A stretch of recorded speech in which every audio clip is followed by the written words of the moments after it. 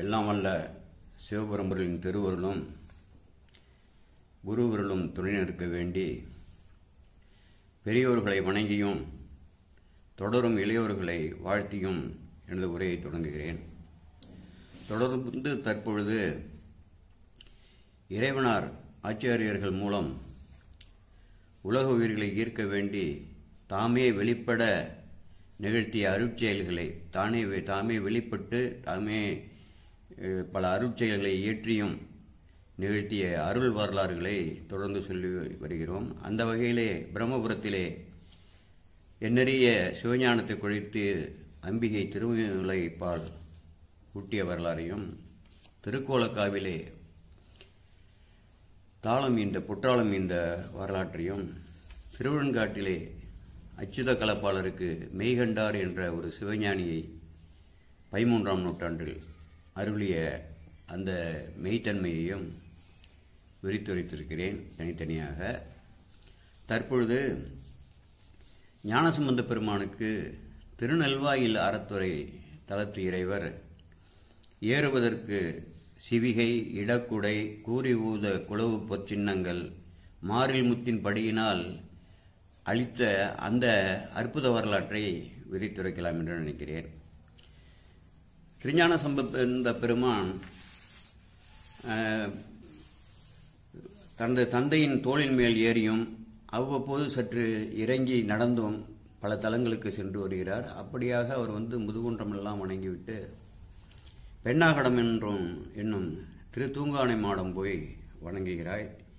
தீங்கு நீங்குவீர் தொழிமீன்கள் என்று அந்த திருத்தலத்திலே ஆற்றுப்படுத்தி அடியார்களை, உலக உயிர்களை ஆற்றுப்படுத்தி ஒரு அற்புதமான திருப்பதியத்தை பாடிவிட்டு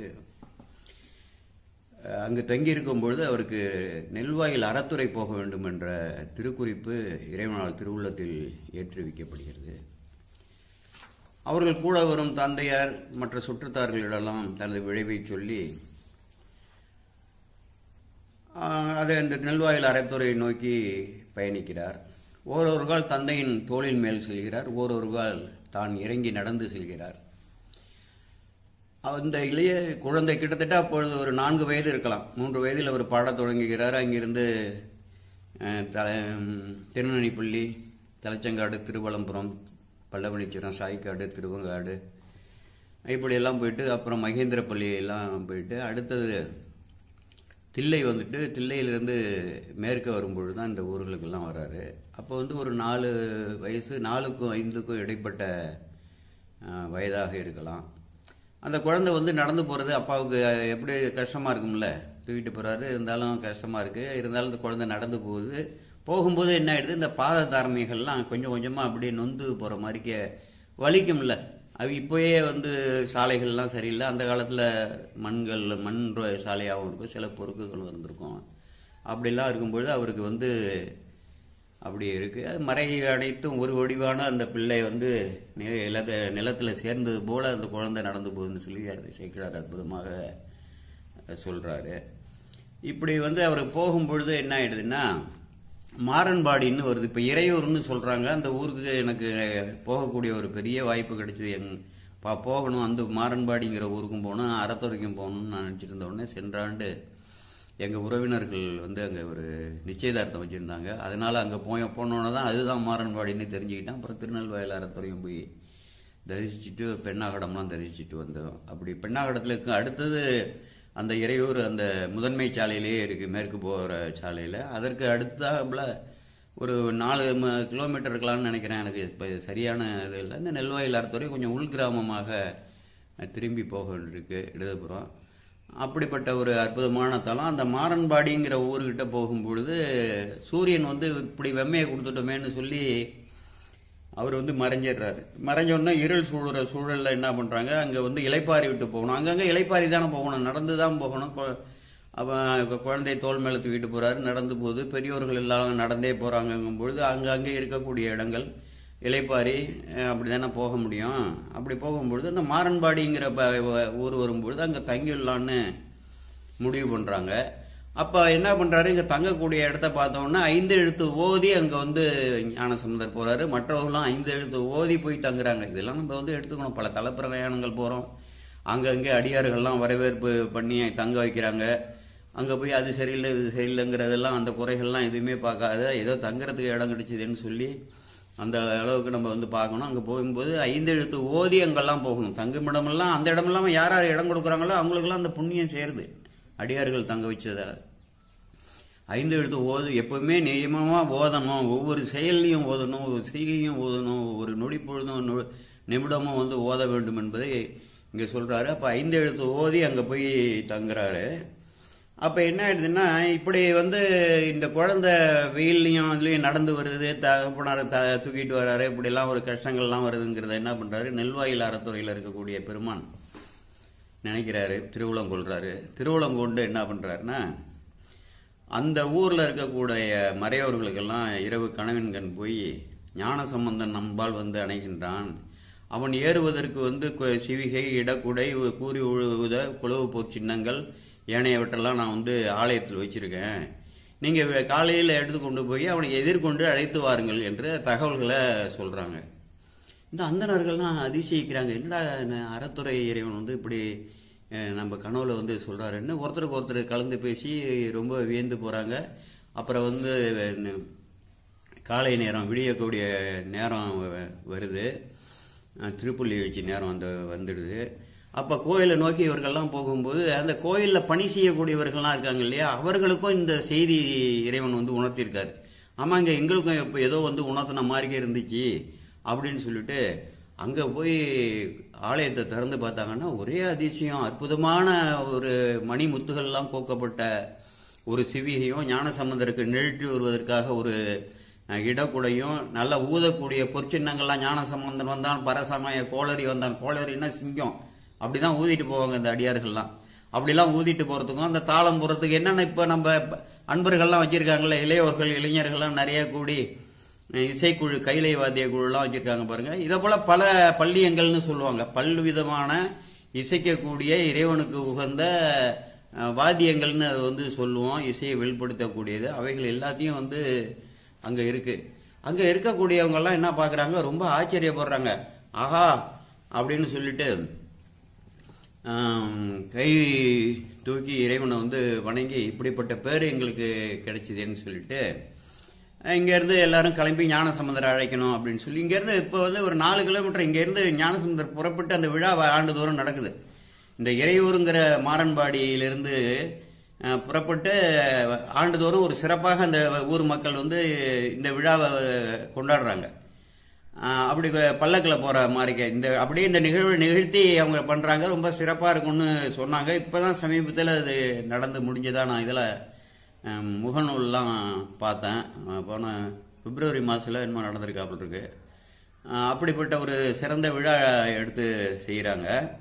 அப்ப என்ன பண்றாங்கன்னா, இவங்கெல்லாம் பல்லக்க தூக்கிட்டு போய் அவரை அழைப்பதற்காக நெல்வாயில் அறத்துறையிலிருந்து அங்கிருந்து வராங்க. அது மேற்க இருக்கு, அங்கிருந்து கிழக்க இந்த இறையூர் மாறன்பாடி இருக்கு, அதை நோக்கி வராங்க. அதற்குள்ள இறைவன் என்ன பண்றாரு, விடிய காலம் ஞானசம்பந்த பெருமானோட கனவுல போய் உணர்த்தி, உனக்கு வந்து ஏறுவதற்கு சிவிகை, குடை, குளவு பொரு சின்னங்கள், காலம், ஊது குழல் இந்த எல்லாமே அனுப்பியிருக்கேன், நீ அதுல ஏறி வரணும் அப்படின்னு சொல்லி இறைவன் உணர்த்துறாரு. ஞானசம்பந்தர் வீழ்ச்சி பார்க்கிறாரு. தெல்ல தெளிவா இறைவன் இப்படி உணர்த்திட்டாரு அப்படின்னு சொல்லி உடனே தந்தைக்கும் மற்ற எல்லார்களுக்கும் சொல்லி குளித்து விட்டு அதுக்கப்புறமா 5 எழுத்து ஓதி இங்கிருந்து நிற்கிறாரு. 5 எழுத்து ஓதுறாரு. அப்ப வந்து என்ன ஆயிடுதுன்னா, இந்த மறையோர்கள்லாம் ஹரஹர ஹரஹர சிவசிவ ஹரஹர சிவசிவான்னு சொல்லி அந்த கோஷங்கள்லாம் போட்டுட்டு வருவாங்களே, ஞானசம்பந்த பெருமான் வாழ்க அப்படின்லாம். அதே போல வந்து என்ன பண்றாங்க, அவர்கள்லாம் வந்து அணைகிறாங்க. அவர்கள் வந்து அணைஞ்சி ஞானசம்பந்தரை வீழ்ந்து வணங்கி சந்திச்சு, உங்களுக்காக இறைவன் இந்த சிவிகை, குடை, முத்துக்களால் வந்து கோரி செய்யப்பட்ட குடை, குளிர் குடை, இவைகள்லாம் கொடுத்துருக்காங்க, அதெல்லாம் நாங்கள் ஏந்தி வந்திருக்கிறோம், அதை நீங்கள் ஏற்று அதன் மேல் வரணும் அப்படின்னு சொல்லி சொன்ன உடனே ஞானசம்பந்தர் தந்தையார் மற்ற சூழ வந்த அடியார்களோடு கூடி அந்த சிவிகையை வந்து இறைவன் கொடை என்பதால் அதை வந்து சிவிகையை வந்து வணங்கி தாழ்ந்து நிலம்புற தாழ்ந்து வணங்கி அதை வந்து சூழ வந்து சுத்தி வந்து 5 எழுத்து ஓதி அந்த பல்லக்கில் ஏறுறாரு. இதை நம்ம வந்து கவனத்தில் கொள்ள வேண்டும். நமக்கு வந்து கொடுத்துருக்க கூட ஒரு சைக்கிளா இருக்கட்டும், ஒரு பைக்குன்னு சொல்றோம் இல்லையா, இருசக்கர மோட்டார் வாகனமா இருக்கட்டும், ஒரு காரா இருக்கட்டும், எல்லா வாகனமும் வந்து இறைவனால் கொடுக்கப்பட்ட கொடைங்கிறத ஒவ்வொருவரும் வந்து உணர வேண்டும். போகும்போதே என்ன பண்ணணும், நீங்க வந்து அந்த வெந்நீர் சன்னித்த மேனியும் திருவடியும் தொழுது 5 எழுத்தை வந்து ஓதி தலைமையில கையை கூப்பி வணங்கி நம்ம வந்து செல்லணும்னா அந்த பயணம் வந்து ஒரு அற்புதமாக இருக்கும். செல்லக்கூடிய செயல்கள்லாம் வந்து சிறப்பாக நடக்கும். இப்படிதான் இந்த ஆச்சாரியர்கள் நமக்கு வந்து உணர்த்தியிருக்காங்க. அவங்க செயலால வந்து உணர்த்தியிருக்காங்க. இது வந்து சாதாரண வரலாறுகள் இல்லை. உலகத்துக்கு வந்து சிவஞானத்தை போதிப்பதற்கும் சிவஞானிகள் எப்படியெல்லாம் ஒழுக வேண்டும், அடியார்கள்லாம் இது எப்படி வந்து ஒழுக வேண்டும் என்பதை வந்து உலகோருக்கு செயல்பாட்டு விளக்கமாக சொல்வதற்கு தான் இப்படி ஆச்சாரியர்கள் வழியாக நமக்கு விளக்கப்பட்டிருக்கிறது இறைவன் திருவுருளால் என்பதை உணர வேண்டும். அப்ப என்ன பண்றாரு, அங்க ஏறுவதற்கு முன்பே நெல்வாயில் அறத்துறை நின்மலனை வந்து பற்றி ஒரு திருப்பதிகம், அற்புதமான திருப்பதிகம் வந்து பாடுறாரு. அது பியந்தை காந்தாரங்கிற பண்ணுல இருக்கு. வேயிறு தோழி பங்கன் இருக்கு இல்லையா, அந்த பண்ணு. ஏன்னா அந்த பண்ணெல்லாம் அவங்க சொல்றாங்களன்னா ஒண்ணுமே கவலைப்படாதீங்க, நம்ம மிகவும் வந்து எளிதாக கத்துக்கலாம். sivison.org அப்படின்னு ஒன்று இருக்கு, ஒரு அப்ளிகேஷன் இருக்கு, நிறைய பேருக்கு தெரிஞ்சிருக்கும். ஏனைய அடியார்கள்லாம் அவங்க கை போன்ல வச்சிருக்காங்க. அதுல வந்து அவ்வளவு நூல்களும் நமக்கு வந்துடுச்சு. நம்ம சைவ நூல்கள், அந்த திருமுறைகள், அத்தனை நூல்களும் வந்துட்டு 24 மணி நேரமும் அது ஓடக்கூடிய ரேடியோ இருக்கு. பெரிய ஆன்றோர்கள்லாம் பேசுறாங்க, ஆகமங்கள் எல்லாம் பத்தி பேசுறாங்க, சைவ திருமுறைகளை எல்லாம் பத்தி, புராணங்களை பத்தி எல்லாம் பெரியோர்கள்லாம் பேசக்கூடியதெல்லாம் அங்க கோவை செய்து அங்க கொடுத்துருக்காங்க. அதை நம்ம வந்து நீங்க கண்டிப்பா உங்க கை போன்ல கைபேசியில வச்சுக்கிட்டு ஓய்வு நேரத்துல அதை வந்து கேட்டீங்கனால இந்த பண்ணெல்லாம் கத்துக்கலாம். பெரிய தலை சிறந்த ஓதுவா மூர்த்திகளை வச்சு ஒரே திருப்பதியத்துக்கு வெவ்வேறு ஓதுவா மூர்த்திகள் கொஞ்சம் கொஞ்சம் வித்தியாசம் இருக்கும் அவங்க பாடுறதுல. அதெல்லாம் வந்து கத்துக்கிட்டாலே, ஏன்னா எல்லாராலையும் ஓதுவா மூர்த்திகள்கிட்ட போய் நம்ம பயிற்சி எடுக்க முடியாது. அந்த அளவுக்கு பயிற்சி கொடுக்கக்கூடிய ஓதுவா மூர்த்திகளும் இல்லை.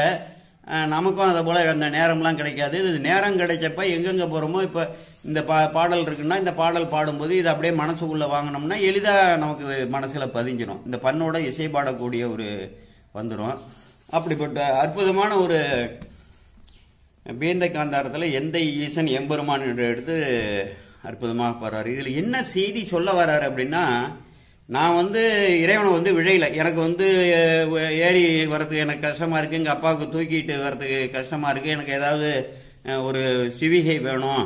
அப்பெல்லாம் ராஜாக்கள்லாம் சிவிகை தான் வச்சிருந்தாங்க. அப்போ வந்து அதை தான் கேட்டிருக்க முடியும் அப்படின்னு இவர் ஞானசம்பந்தருக்கு உள்ளத்துல கொஞ்சம் கூட அப்படிப்பட்ட ஒரு எண்ணமே இல்லை. இறைவன்கிட்ட கேட்டு விழையணும்னா அப்படி விழையவும் மாட்டாங்க ஆச்சாரியர்கள். தனக்காக வந்து விழைவது ஆச்சாரியர்களோட மரபே கிடையாது. அப்ப அந்த இலக்கணத்தின்படி அவர் வரவருக்கு வேண்டாமலே ஈயக்கூடிய இறைவன் நம்ம இறைவன். கேட்காமலே கேட்கக்கூடிய, நமக்கு வேண்டிய அந்த பிறவியை கொடுத்தாரு, வேண்டிய இந்த வீட்டில் வந்து பறக்க வச்சாரு, இந்த பூமியில இந்த வாழ்வு அளிச்சாரு, அவராக கொடுத்தது. நம்மளோட இதுக்கு தக்கவாறு, வினைக்கு தக்கவாறு நம்மளை பக்குவப்படுத்தி அருளி தன்னிட்ட ஈர்த்து ஆட்கொண்டு தூய்மைப்படுத்தி தன்னோட பேரின்பத்தை நல்க வேண்டும் என்ற ஒரே நோக்கோட இறைவனால் கொடுக்கப்பட்ட கொடை தான் இந்த மனித பிறவி. அதை நம்ம புரிஞ்சுக்கணும். அப்ப என்ன பண்றாருன்னா, கேளாமலே நான் எனக்கு இந்த அருள் வந்திருக்கு. எப்படிப்பட்ட அருள்? இந்த சிவிகை, குடை, இந்த சின்னங்கள் இதெல்லாம் வந்து நான் வந்து வினவாமலே, இறைவனோட வந்து வினவாமலே எனக்கு கிடைச்சிருக்கு. இந்த அருள் வந்த வண்ணம் எவ்வாறு என்பதை நீங்க உலகோர் வந்து புரிந்து கொள்ள வேண்டும்.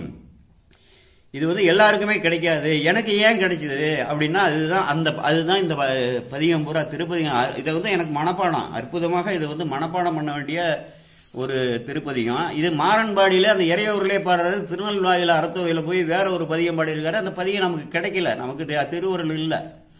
இப்ப வந்து இது மாறன்பாடிங்கிற தளத்துல அந்த சிவிகையில ஏறும் பொழுது இந்த பதிகத்தை பாடுறாரு. எந்தை ஈசன் எம்பெருமான் ஏரமர் கடவுள் என்றேத்தி சிந்தை செய்பவர்களுக்கு அல்லால் சென்று கை கழுவுவது அன்றால் கந்தமாமலருந்தி கடும்புடன் நிவாமலுக்கு கரைமேல் அந்தன் சோலை நெல்வாயில் அறத்துறை அடிகள் தமருளை. இதுல என்னோட ஒரு பாடலை வந்து முழுமையான பொருள் சொல்லிடுறேன். எந்தை, அதாவது உறவு முறையில இறைவனை வந்து பிடி, எங்கேயோ யாரோ வந்து மூன்றாவது நபர் மாதிரிக்கெல்லாம் நினைக்காத. எந்தை ஈசன், எல்லா இடத்துலயும் எல்லாருக்கும் அருளக்கூடியவன், எல்லா இடத்துலயும் நெருங்கி இருக்கக்கூடியவன். எம்பெருமான், என்னுடைய பெருமானே அப்படின்னு வந்து வேண்டு. அப்புறம் அவர் வந்து அருள் கொடுக்கும் பொழுதெல்லாம் விடையில தான் வருவார். ஏரமர் கடவுள் என்று ஏத்தி, இப்படி எல்லாம் வந்து இறைவனை வந்து போற்றி, இறைவனை வந்து உறவு முறையில உன்னோட வந்து உள்ளத்துல அடைச்சி அப்படிலாம் வேண்டி, அப்படிலாம் யாரு வந்து சிந்தை செய்கிறார்களோ, அவர்களுக்கு தான் இந்த அருள் எனக்கு எப்படி கிடைச்சதோ அப்படி கிடைக்கும். நான் வந்து இப்படி வணங்குறேன், எந்தைன்னு வணங்குறேன், ஈசன்னு வணங்குறேன், எம்பெருமான் வந்து வணங்குறேன், ஏறமறு கடவுள்னு வணங்குறேன். அப்படி வணங்கக்கூட ஒரு தன்மை என்னிடம் இருக்கிறதால தான் இந்த அருள் வந்து வந்த வண்ணம் எவ்வண்ணமோன்னா இவ்வண்ணமே தான், இதனாலதான் அப்படின்னு சொல்லி நமக்கு ஞானசம்பந்தர் போதிக்கிறாரு. இப்படிப்பட்ட உறவு முறையை இந்த அடியார்கள் இறைவன்கிட்ட வந்து கொண்டு வேற யாரையுமே நினைக்காதீங்க. அவர் தெய்வம், இவர் தெய்வம், அத்தேவர் இத்தேவர் என்று பொய்த்தேவர் பேசுகின்ற புலம்புகின்ற போதிலத்தில் யாருமே வேண்டாம். சிவன் ஒருத்தர் தான் கடவுள் எல்லாரும் சொல்லிட்டாங்க, எல்லா ஆச்சாரியன்னு சொல்லிட்டாங்க. இன்னும் இந்த மயக்கம் வேண்டாம். இந்த மயக்கம் இருக்கிறவர்களும் நீ துன்பத்தை அனுபவிச்சுதான் தினம் உன்னோட வினை போகவே போகாது. இந்த மயக்கம் தீர தீர இந்த வினைகள்லாம் வலுவிழுக்கும். எந்த ஈசன் எம்பெருமான் ஏறமர் கடவுள் என்று ஏத்தினா போற்றி பரவி சிந்தை செய்பவர்களுக்கெல்லாம் சிந்தையால இப்படி வணங்குங்கிறாரு. சென்று கை கூடுவதுன்றா மற்றவங்களுக்கெல்லாம் வந்து கிடைக்கவே கிடைக்காது. அப்புறம் அந்த ஊர்ல இயற்கை எழில் அந்த சக்தி வெளிப்பாடை வந்து சொல்றாரு. கந்த மாமலர் உந்தி வருமுழல் கடுமுழல் நிவாமலர் கரை மேல் அந்தன் சோலை நெல்வாயில் அறத்துறை அடிகள் தம் அருளே. நெல்வாயில் அறத்துறையில் இருக்கக்கூடிய இறைவனோட அருளால தான் இதெல்லாம் கிடைச்சது. எனக்கு எப்படி எல்லாம் கிடைச்சது, யாரால கிடைச்சது? நெல்வாயில் அறத்துறையில் இருக்கக்கூடிய இறைவனோட அருளால தான் வந்து கிடைச்சதுன்னு சொல்றாரு. இதுல என்ன பாத்தீங்கன்னா, இந்த மற்ற பாடல்கள்லாம் நான் கொஞ்சம் மேம்போக்கா ரெண்டு வரி சொல்லிடுறேன். இது தனியா பதியங்களுக்கு பின்னால விளக்கம் கொடுக்கணும்னு இருக்கேன். இறைவன் திருவள்ளுவர் இருந்ததுன்னா மெய்ப்பொருள் விளக்கம் ஒவ்வொரு பதியத்துக்கும் முழுமையா. இப்ப வந்து சுருங்க சொல்லிடுறேன். ஏன்னா மீதி ரெண்டு வரியில இறைவனோட திருவருளை இறைவனை வந்து வழிபடாதவருக்கு அருளாறுங்கிற கருத்து அந்த இடத்துல வந்து சொல்றாரு. அப்புறம் எப்படி வழிபட்டதால எனக்கு கிடைச்சதுங்கிற தன்னோட தன்மையை வந்து அடியார்களுக்கு உபதேசிக்கிறாரு. தன்னோட தன்மையை சொல்லுவதன் மூலம் மற்றவங்க அப்படிலாம் பண்ணீங்கன்னான்ட்டு. அதனால அந்த முன்னாடி ரெண்டு வரியை மட்டும் ஒவ்வொரு பாடலையும் சொல்லிட்டு, ரெண்டாவது வந்து இயற்கை எழிலையும் அந்த நெல்வாயில் அறத்துறையில உள்ள அந்த ஆற்றோட நதியோட சிறப்புகளும் தான் சொல்றாரு. அடுத்த பாட்டு, ஈர வாரசடை தன்மேல் இளம்பரே அணிந்த எம்பெருமான் என்று கூறி நைபவர்க்கெல்லாம் சென்று கை கூடுவதென்றார். அந்த ஈர வாரசடைனா கங்கையை வந்து கருணையோட கடுத்து வரும் கங்கை தனை கமல் சடை ஒன்றாடாமே தடுத்தவர் எம்பெருமானார் தான் இனிதான் அவரிடம்னு சொல்லி நம்ம புள்ளிருக்கு வேலூர் பதிகத்தில் வந்து ஞானசம்பந்தர் பாடியிருப்பாரு. அப்படி வந்து உலகத்தை அழிக்க வந்த கங்கையை வந்து கருணையோட உலக உயிர்கள் எல்லாம் காக்க வேண்டும் என்று தன்னுடைய சடையில காத்த பெருமான்னு அந்த கருணையை சொல்லுவாரு. ஈரவார சடைதன் மேல் இளம்பிரே அணிந்த எம்பெருமான், அப்படிப்பட்ட கங்கை இருக்கக்கூடிய அந்த சடை மேல வந்து இளம்பிரையை அணிந்திருக்கிற எம்பெருமான் என்ன அந்த திருவுருவத்தை உள்ளத்துல கொண்டு வரணும்.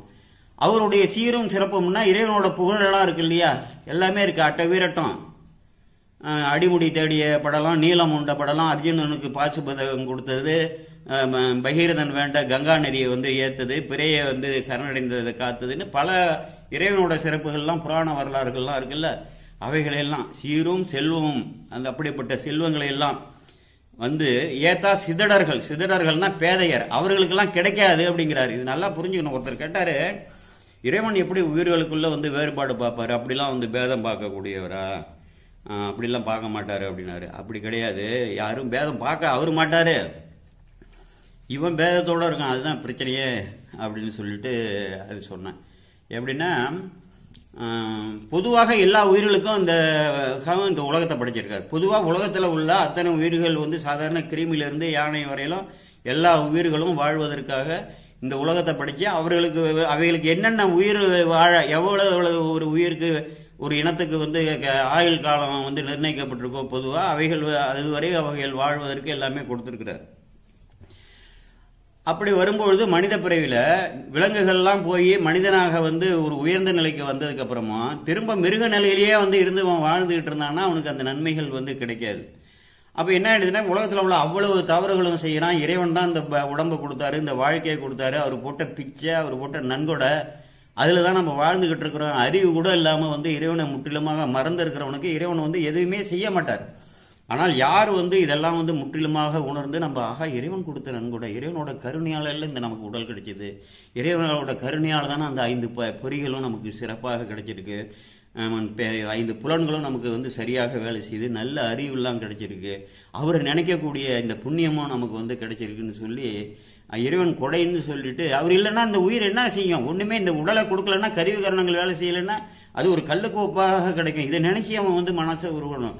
அது மட்டும் இல்லாம உயிருக்கு உயிராக உயிர் உள்ளே இருந்து ஒவ்வொரு நொடி பொழுதும் இருந்து உயிரை வந்து செயல்படுத்துறாரு, நம்மளை கேட்க செய்யறாரு, உணர செய்யறாரு, சுவைக்க செய்யறாரு, கண்டு காண உபகாரமும் காட்டு உபகாரமும் சொல்லுவாங்கன்னு சொல்லி சித்தாந்தத்தில் சொல்லுவாங்க. அப்படிலாம் சொல்றாருன்னு இதெல்லாம் நினைச்சு இறைவன் மேல வந்து ஒரு மன உருக்கம் வரணும். அப்படி வந்து இது பண்ணி அப்படி வந்து இறைவனை வந்து போற்றி பரவக்கூடியவர்களுக்கு தான் இப்படிப்பட்ட அருள் கிடைக்கும். எனக்கு வந்து கொடுத்தாருல, கேட்காமலே கொடுத்தாருல. இப்போ உங்களுக்கும் வந்து நமக்கும் வந்து என்ன பண்ணிருக்காரு, பல விஷயங்களை கேட்காம கொடுத்துருக்காரு. இது புரிஞ்சுக்கணும். எத்தனையோ பேர் ஒரு செல்வமும் இல்லாம இருக்கான், எவ்வளவோ பேர் எவ்வளவோ நம்ம அடைஞ்சிருக்கிறோம். இப்போ இதெல்லாம் நம்மள வந்து கேட்டா கொடுத்தாரு சாமி.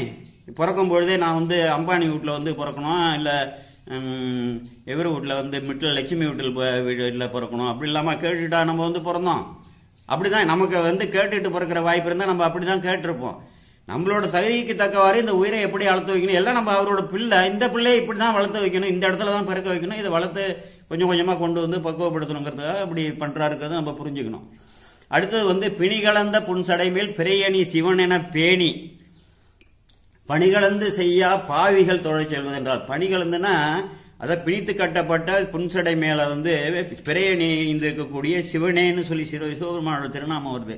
என்று பேணின்னா, பேணி நேத்தியே போனதுல சொன்னா பேணி வளர்த்தல்னு சொல்லுவாங்கல்ல குழந்தை, அதை போல பணிகலந்து செய்யாத பாவிகள் உழவாரத்தை சொல்றாரு. இந்த பணிகளை எல்லாம் வந்து உளமாற செய்யணும். நம்ம இல்லத்துல வந்து ஒரு குப்பை கிடக்க அதை தூய்மை பண்றோம், ஒரு பொருள் வந்து முறையில்லாத இடங்கள்ல கிடக்க இப்படிலாம் தூய்மை பண்றோம். ஆலயத்துக்கு போகும்போது எவ்வளவோ பத்தி பிரிச்ச பாக்கெட்டு, சாம்பிராணி பிரிச்ச பாக்கெட்டு, இது சூடம் வாங்கினது, வேற என்னென்னமோ வாங்கினது எல்லாமே கண்ட இடத்துலயும் போட்டுட்டு போயிடுறாங்க.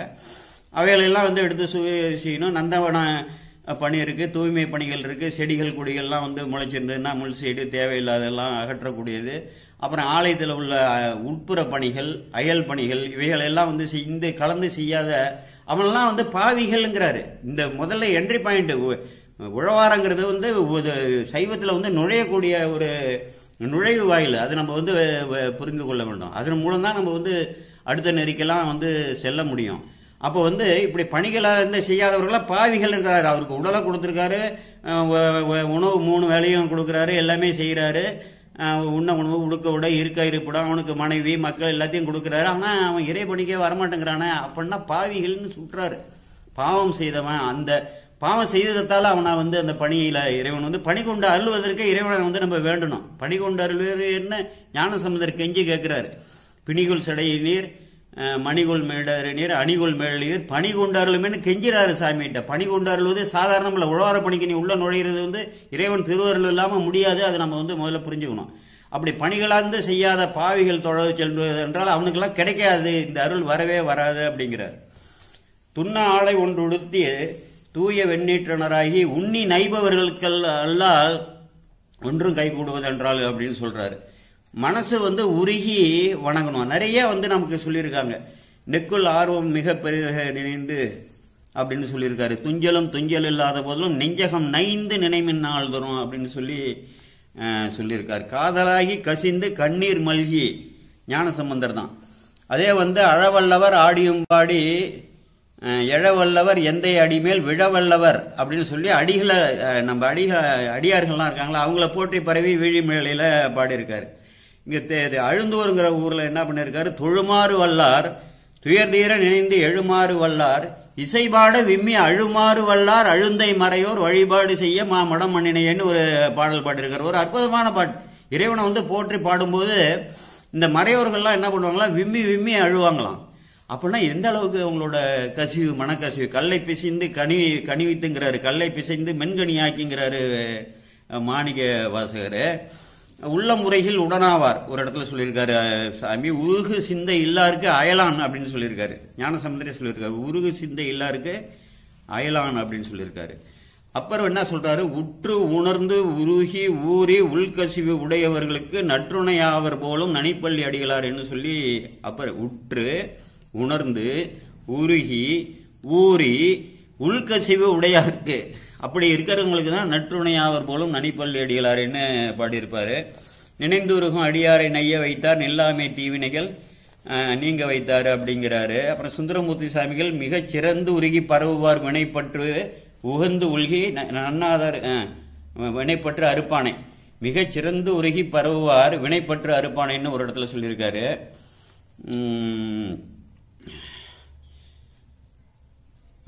உகந்து உள்கி நன்னாதாருக்கு அரியானைன்னு ஒரு இடத்துல சொல்லியிருக்காரு. மணிவாசகர் இப்படி சொல்லியிருக்காரு. ஆக மனசுல வந்து மன உருக்கம் வந்து வரணும்னா இறைவன் அடித்த கொடை தான் இந்த வாழ்க்கை, இறைவன் போட்ட பிச்சை தான் இந்த வாழ்க்கை. நான் பேசுறேன், நீங்க கேட்கறீங்க, எல்லாமே இறைவனால் வந்து நிகழ்த்தப்படுவதுங்கிற ஒரு ஞானம் வரணும். அதுதான் சொல்றாரு. அடுத்தது வெறுகுறிஞ்சி வெங்காட்டில் ஆடிய விமலன் நன்று.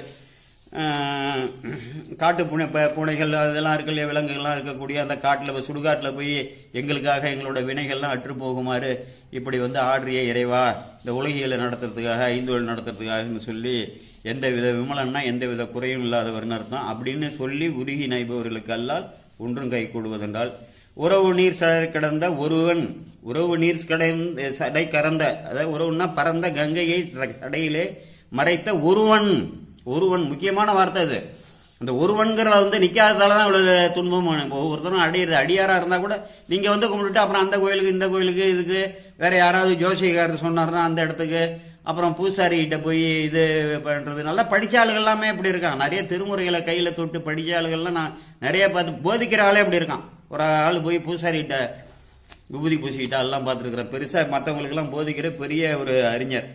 பரவி நைபவருக்கல்லால் பரிந்து கை கூடுதல்னா இறைவனை வந்து இப்படி எல்லாம் வந்து நீ பரவி நைந்து வணங்கலன்னா உனக்கு எதுவுமே கூடாது அப்படின்னு சொல்றாரு.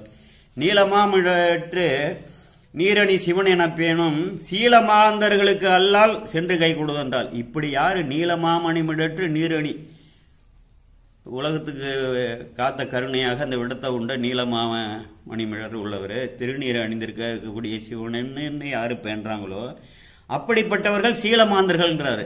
அப்படிப்பட்ட சீலமுடைய மாந்தர்களுக்குத்தான் இறைவன் அருள்வாரு. இப்ப எனக்கு அருளியது மாதிரிக்க மற்றவர்களுக்கு அருள மாட்டாரு அப்படின்னு சொல்றாரு. பெரிய அற்புதமான பதிகம் அது.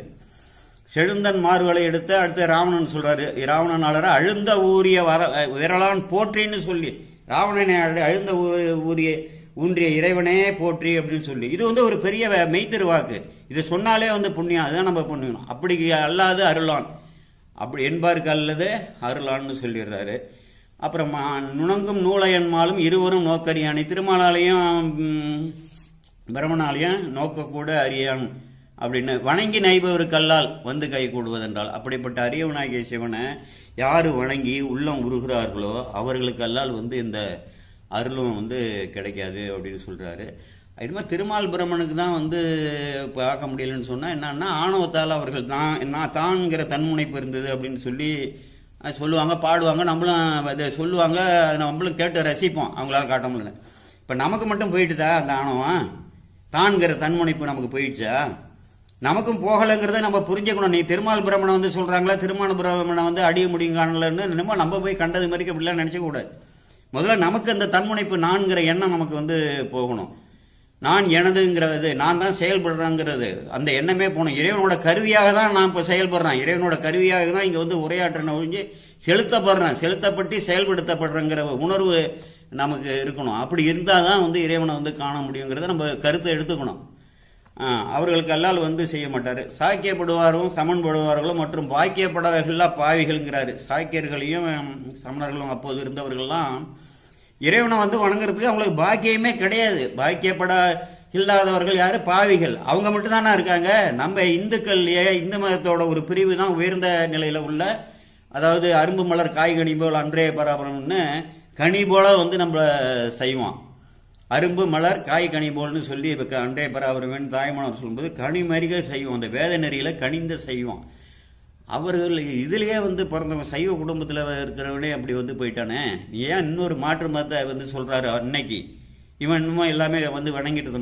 இப்ப பாத்தீங்கன்னா நம்ம ஆளுகளே வந்து வணங்க மாட்டேங்கிறானா, அவனெல்லாம் பாவிகள்ங்கிறாங்க. இந்த சைவ குடும்பத்துல பிறந்துட்டு சைவ மரபுல வந்துட்டு சைவ மரபுல உள்ளவர்கள் வாழக்கூடிய ஊர்ல அவர்கள் வழிபடுறதெல்லாம் பார்த்துட்டு இருக்கக்கூடிய புண்ணியம் கிடைச்ச ஊர்ல நீ அடுத்த இனத்துல வந்து பிறந்திருந்தாலும் அப்படிலாம் பிறந்துட்டு இந்த இறைவனை வந்து வழிபடுறதுக்கு உனக்கு வாய்ப்பு இல்லைன்னா நீ பாவம் செஞ்சவன், நீ ஒரு பாவின்னே தான் சொல்றாரு. அதுதான் நம்ம வந்து புரிந்து கொள்ள வேண்டும்.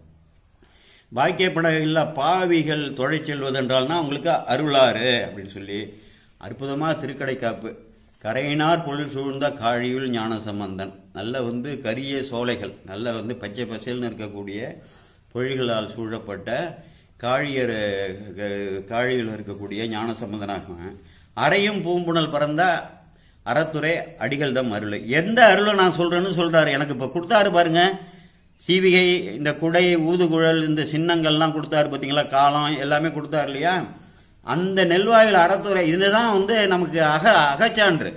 நான் எதை இதுவரையிலும் வந்து பாடினான்னா, நெல்வாயில் அறத்துறை வந்து இறைவன் எனக்கு எப்படி வந்து அருள்னாரு, இந்த அருள் வந்த வண்ணம் எவ்வண்ணமோன்னு நான் வந்து பாடின பாருங்க. அறையும் பூம்புணல் பிறந்தன்னா ஒழித்து வந்து இந்த பூம்புணல் வரக்கூடிய அந்த ஆறு பக்கத்தில் இருக்குது, கடில நெய்தி ஏதோ ஒன்று இருக்குது. அது வந்து அப்படிப்பட்ட அறத்துறையில் இருக்கக்கூடிய இறைவனோட அருளை எனக்கு அருள் செய்தது அந்த வண்ணத்தை நான் இப்ப சொல்லியிருக்கேன். முறைமையால் சொன்ன பாடல் மொழியும் முறைமையா நான் வந்து இந்த இடத்துல வந்து உலகோர் நலன் அடையணும், எனக்கு இப்படி கிடைச்சது, நீங்க வந்து இப்படி வணங்குனீங்கன்னா உருகி நைந்து இறைவன் ஒருவன் தான் என்று மனசுல உள்ளியே நீங்க வணங்குனீங்கன்னா அல்லது உங்களுக்கு கிடைக்காது. அதனால அப்படி வணங்குங்கன்னு நான் அடைந்த அனுபவத்தை உங்களுக்கு உபதேசிச்சிருங்க அப்படின்னு சொல்றாரு. பாடல் மொழியும் மாந்திரதம் வினை போய் அவர்களோட வினைகள்லாம் அற்று போயிடும், நல்வினை தீவினைகள்லாம் அற்று போயிடும். பறையும் ஐயரவில்லை, பறையும்னா அற்று சுத்தமா போயிடுங்கிறார். இதுல வந்து எந்த வித சந்தேகம் இல்லைன்னு சத்தியம் பண்ணி சொல்றார். இதான் ஆச்சாரியார் ஆணையிட்டு உரைக்கிறது. அங்க எப்படி வந்து வேயந்தோல் உமைபங்கன் வெங்காட்டு முக்குலன்னு தோய் வினையார் அவர் தம்மே தோயாவும் தீவினைன்னு ஐயரவில்லை அப்படின்னு சொல்லி அங்க சொன்னாரோ, அதே போல வந்து இங்க முறைமையால் சொன்ன பாடல் மொழியும் மாந்தர்தம் வினை போய், வினைனா நல்வினை தீவினை ரெண்டும் போயிட்டுனா என்னன்னா சிவலோகம் தான் உனக்கு. பறையும் ஐயரவில்லை யாருக்கு? பாட்டு இவை 10 வல்லார்க்கே. நான் பாடியிருக்கேன் பார்த்தீங்களா, இறைவனோட பெருமைகளை எல்லாம் தொகுத்து, இறைவனோட அருள் எல்லாம் தொகுத்து, யாருக்கு அருள்வாரு யாருக்கு அருள மாட்டாருன்னு பிரிச்சு இந்த பதியத்தில் நான் வந்து சொல்லியிருக்கேன். இதை முறையாக நான் வந்து சொல்லியிருக்கேன். இதை யாரு முறையாக வந்து பாட வல்லார்களோ அவர்களுக்கு இந்த இருவினையும் அற்று போய், இருவினையும் அற்று போச்சுன்னா அடுத்து சிவலோகம் தானே, அந்த புண்ணிய பேர் கிடைக்கும்னு சொல்லி பாடியிருக்காரு. அதனால என்ன பண்ணணும்னா நம்ம வந்து இந்த ஓரிரை கோட்பாட்டில் தலையை நிற்கணும். நான் வந்து சொல்லக்கூடிய பேசக்கூடிய விஷயமெல்லாம் நேரடியாகவோ மறைமுகமாகவோ ஓரிரை கோட்பாட்டை தான் வந்து உபதேசிப்பேன். என்னோட கருத்து கிடையாது. ஏன்னா அவ்வளவு இந்த 12 திருமுறைகள்லையும் சரி, சாஸ்திரங்கள்லையும் சரி, புராணங்கள்லையும் சரி, சிவபெருமான் ஒருத்தர் தான் கடவுள்னு நமக்கு நிச்சயமாக அறுதியிட்டு அந்த ஆச்சாரியர்கள்லாம் சொல்லியிருக்காங்க. அதை நான் உள்வாங்கி அதை வந்து நம்பி அந்த எண்ணத்துல நான் வந்து தொடர்ந்து கொண்டிருக்கிறேன். இதை வந்து பிறருக்கு அளித்து அவர்களையும் நலம் எய்த செய்ய வேண்டும். பல தெய்வத்தையும் வழிபட்டு இப்படி எல்லாம் கஷ்டப்படுறாங்களே, தேவாரம் திருவாசகத்தெல்லாம் தொட்டுட்டு அப்புறம் எந்தெந்த கோயிலுக்கோ போய் அந்த சாமிகிட்ட கேட்காத, வணங்கு. ஏன்னா நீ எந்தெந்த இறைவனை வணங்குறீங்களோ அந்த யாரொரு தெய்வம் கண்டீர் அது ஒரு தெய்வமாகி எங்கே மாதொரு பாகனார் தான் வருவார்னா அந்த உருவத்தில் அங்கே சிவன் தான் வந்து உனக்கு அருள்வார். அவர்கிட்ட அந்த இடத்துல அந்த உருவத்துல கேட்காத, இந்த உருவத்துல கேளு. சிவபெருமான் நமக்காக எடுத்திருக்கக்கூடிய அருள் திருமேனிகள் இருக்குல்ல, அந்த திருவடிய வணங்கி அந்த இறைவனை வந்து வணங்கி நம்ம கேட்கணும்னு சொல்லி எல்லோரும் ஓரிரை கோட்பாட்டை உறுதியாக வர வேண்டும் என்று சொல்லி எல்லோரும் எல்லா நலனும் எல்லா சிவநலனும் பெற்று வாழ வேண்டும் என்று வாழ்த்தி கோமல் சேகராகி நான் விடைபெறுகிறேன். வணக்கம். சிவா.